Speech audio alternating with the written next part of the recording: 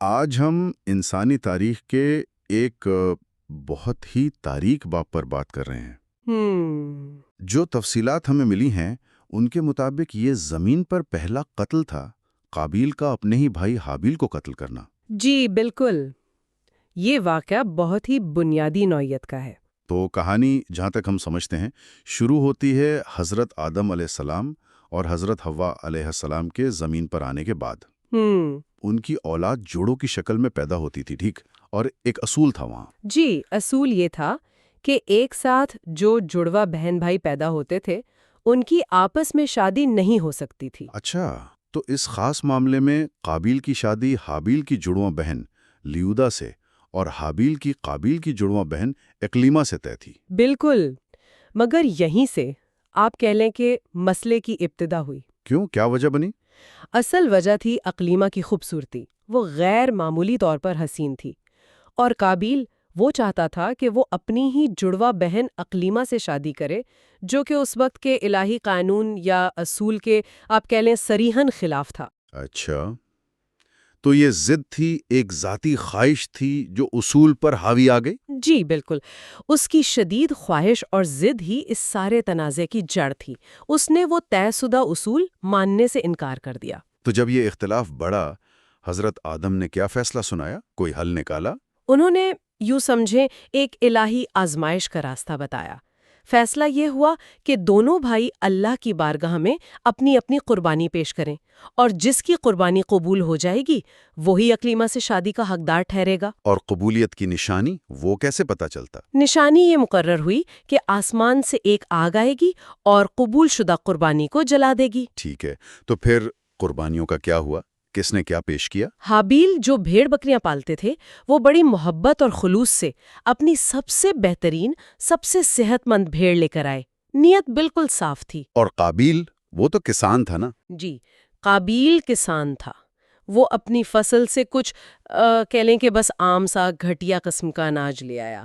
اس کی سوچ شاید یہ تھی کہ بھئی اگر قبول ہو بھی گئی تو جل ہی جانا ہے، تو اچھی چیز کیوں ضائع کروں۔ تو نیت کا فرق تو یہیں سے واضح ہو گیا۔ نتیجہ کیا نکلا پھر؟ نتیجہ جیسا کہ توقع کی جا سکتی تھی حابیل کے حق میں نکلا۔ آسمانی آگ اتری اور حابیل کی بھیڑ کو جلا دیا، مطلب اس کی قربانی قبول ہو گئی۔ قابیل کا اناج ویسے کا ویسا پڑا رہا۔ اوہ، یہ دیکھ کر تو قابیل کا کیا حال ہوا ہوگا؟ بس وہ آپے سے باہر ہو گیا۔ شدید غصہ، حسد اس کے اندر جیسے آگ بھڑک اٹھی، اور اس نے وہیں حابیل کو صاف صاف کہہ دیا، میں تمہیں قتل کر دوں گا۔ قتل کی دھمکی!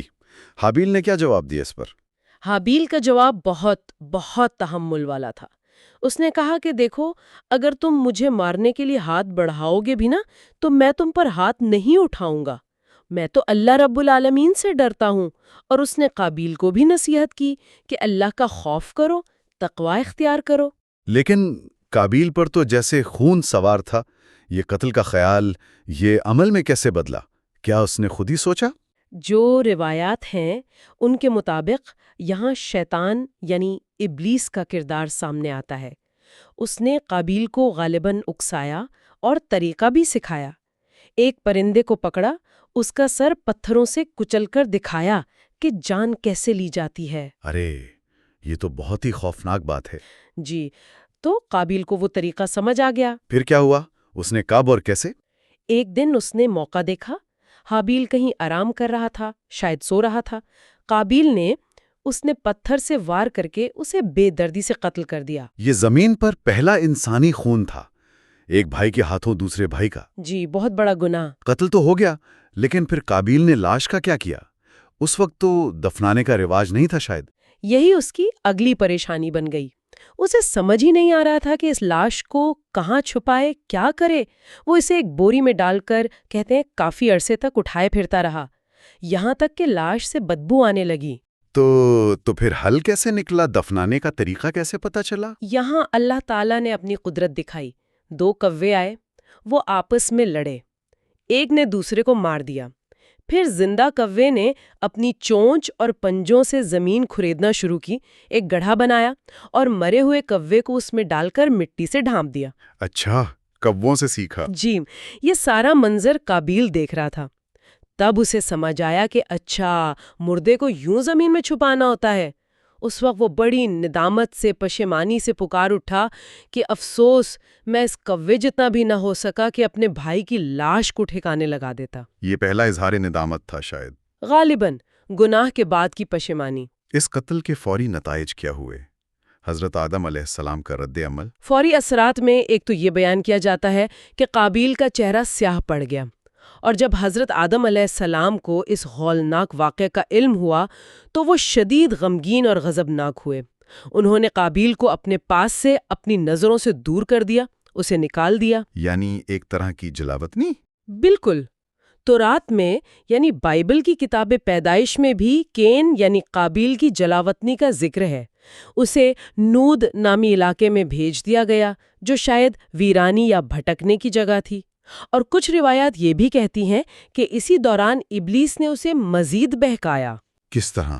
ابلیس نے کہا کہ حابیل کی قربانی آگ نے اس لیے قبول کی کہ وہ آگ کی پوجا کرتا تھا۔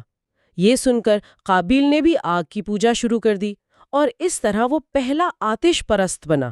استغفر اللہ! تو اس کا اپنا انجام کیا ہوا قابیل کا؟ اس کا انجام بھی کہتے ہیں اچھا نہیں ہوا۔ ایک روایت کے مطابق وہ کافی عمر پا کر اپنے ہی ایک نابینا بیٹے کے ہاتھوں مارا گیا۔ بیٹا شکار کر رہا تھا، اس نے کسی جانور کے دھوکے میں پتھر مارا جو قابیل کو لگا اور وہ مر گیا، اور یہ موت حالت ایمان میں نہیں ہوئی۔ اور اس کے عمل کا اثر؟ وہ جو بات کی جاتی ہے کہ پہلے گناہ کا بوجھ۔ جی، یہ بہت اہم نکتہ ہے۔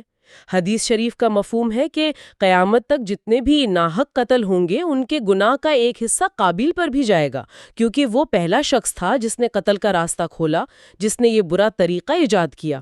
یہ تو بڑی سنگین بات ہے، کسی برائی کی ابتدا کرنے کی ذمہ داری۔ بالکل، یہ ایک بہت بڑا سبق ہے۔ تو اگر ہم اس پوری گفتگو کا خلاصہ کریں، بنیادی سبق کیا ہیں؟ زمین پر پہلا گناہ قتل تھا، وجہ حسد اور خواہشات تھیں۔ قربانی صرف مال کی نہیں، نیت کی قبول ہوتی ہے۔ جی ہاں، اور یہ کہ برے کاموں کے اثرات بہت دور تک جاتے ہیں، صرف کرنے والے تک محدود نہیں رہتے۔ الہی انصاف اور اعمال کی جواب دہی کا تصور بھی واضح ہوتا ہے۔ ٹھیک، تو آخر میں ہمارے سننے والوں کے لیے ایک سوچنے کی بات۔ جی، میں یہ کہنا چاہوں گی کہ یہ جو تصور ہے کہ کسی غلط کام کو شروع کرنے والا اس کے بعد ہونے والے تمام ویسے کاموں میں بھی حصہ دار بن جاتا ہے، اس نظریے کی آج کے دور میں کیا اہمیت ہو سکتی ہے، خاص طور پر جب ہم سوشل میڈیا یا معاشرے میں دیکھتے ہیں کہ کوئی غلط خبر پھیلاتا ہے، کوئی نفرت انگیز بات شروع کرتا ہے یا کوئی نقصان دہ رجحان پیدا کرتا ہے۔ کیا انہیں بھی اپنے عمل کے ان وسیع تر دیرپا اثرات کا ذمہ دار سمجھنا چاہیے؟ یہ ایک غور طلب پہلو ہے۔